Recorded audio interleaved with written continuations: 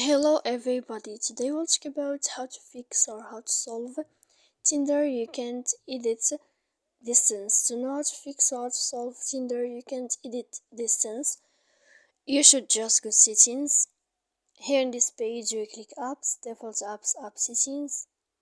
Then in this list you search about the application of Tinder and you will enter. Here in this page of app info you will click on first stop and you will click OK. Then you will enter to storage. Here we click clear cache, and in the end you can go to Play Store. You will search about Tinder. If you will find here update, then you can click to update your app. So please don't forget to support us by like and subscribe.